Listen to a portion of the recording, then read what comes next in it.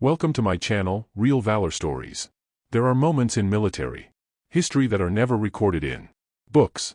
Moments that happen in silence, in the corners of training fields or briefing rooms, but leave a mark on everyone who witnesses them. This is one of those stories.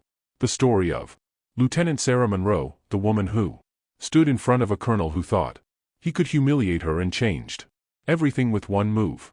The day began like any other morning at Fort Ridge. The air was cold and thick with tension. Soldiers lined up in rows, boots hitting the ground in rhythm. The colonel's voice echoed across the field, hard and sharp. He was a man who believed discipline was earned through fear. His name was Colonel Grant, a man with 30 years of service and an ego built taller than the barracks walls. Sarah stood at the end of the formation. Her uniform was clean, her stance perfect, but her eyes told another story, calm, sharp, and unreadable. She had joined the force 2 years earlier, transferring from a classified program no one dared to ask about. The whispers followed her wherever she went. Some said she was a linguist. Others said she was a fighter, trained in silent operations. No one knew for sure. Colonel Grant never liked her. He saw her composure as arrogance. He thought a woman couldn't stand toe-to-toe with men in combat. His anger grew every time she outperformed his best soldiers. During weapons training, during endurance drills, she was always the last one standing. That day, he decided to make an example of her. "Lieutenant Monroe," he barked, stepping closer. "You think you're special, don't you? You think your little medals make you better than everyone here." Sarah didn't move. Her voice was steady. "No, sir. I just do my job." That calm tone ignited him. He stepped closer, invading her space, his face red with rage. "Your job," he spat. "Your job is to follow orders, not to embarrass your superiors." The soldiers around them stood frozen, eyes darting between the colonel and Sarah. No one dared to breathe. Colonel Grant's hand twitched. He raised it fast, aiming to slap her across the face, but it never landed. In one fluid motion, Sarah's hand moved. There was a sharp crack like a twig snapping in the woods. The colonel's arm twisted the wrong way. He fell to one knee, groaning in pain, shock flooding his face. Silence fell across the field. Every soldier stood still, mouths open, eyes wide. The only sound was the wind cutting through the training yard.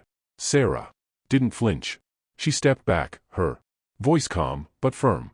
"With all due respect, sir, never raise your hand to a soldier again." 2 medics rushed forward, lifting the colonel to his feet. His face was pale, his pride shattered.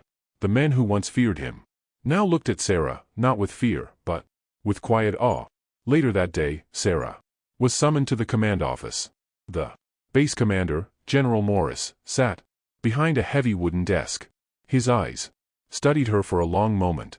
"Lieutenant Monroe," he began, "do you understand what you've done?" "Yes, sir," she replied. "I defended myself." He leaned back, hands clasped. "Colonel Grant has a broken forearm," he said. "You attacked him without cause." Sarah looked straight ahead.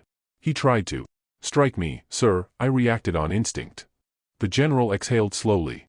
"You're lucky, Lieutenant. There are reports from 5 witnesses confirming your story. You won't be punished." He paused, leaning forward. "But you've made quite an impression." That night, the whispers grew louder. In the mess hall, soldiers who once ignored her now looked her way. Some smiled, some saluted quietly. Sergeant Reeves, a grizzled veteran, approached her with a smirk. "Ma'am," he said softly, "I've been in the Army 20 years. I've never seen anyone shut the colonel up like that." Sarah gave a faint smile. "It wasn't my intention to make a scene." He chuckled. "Maybe not, but you gave everyone here something we forgot we could have: respect." Days passed and the story spread beyond the base. Officers whispered about the woman who broke the colonel's arm with one move. Some said it was luck. Others called it skill. No one knew the truth that Sarah had been trained by a covert unit specializing in hand-to-hand combat and psychological resilience. She wasn't just strong. She was controlled, calculated, and unbreakable. Weeks later, an inspection team arrived from headquarters. They had heard the rumors and wanted to see the woman everyone was talking about. Sarah stood before them, her uniform pressed, her expression steady. One officer, a woman named Captain Lane, looked at her with admiration. "You remind me of someone I served with," she said quietly. "Someone who never let fear dictate her actions." Sarah nodded. "Fear is just information, ma'am. You either use it or let it use you." That answer earned a faint smile from the captain. Months later, Sarah's unit was deployed overseas. The mission was dangerous, a covert extraction in hostile territory. She led the team through rough terrain, under heavy fire, and brought everyone home alive. When the report reached General Morris, he called her into his office again. "You've done well, Lieutenant," he said. "There's talk of a promotion, but tell me if you could change that day with the colonel, would you?" Sarah thought for a moment, her eyes distant. "No, sir. That day wasn't about me. It was about showing that respect in uniform goes both ways, regardless of rank or gender." The general nodded slowly. "You may have just changed the way this base operates." When Colonel Grant returned months later, his arm had healed, but his pride hadn't. He avoided Sarah, never daring to look her in the eye. The man who once believed authority came from shouting now understood the strength of quiet power. The new recruits often whispered about her. Some said she could disarm a man before he blinked. Others said she never even raised her voice. To them, she was more than a soldier. She was a symbol. One evening after training, a young cadet approached her. "Ma'am," he said nervously, "is it true what they say that you broke a colonel's arm?" Sarah smiled faintly.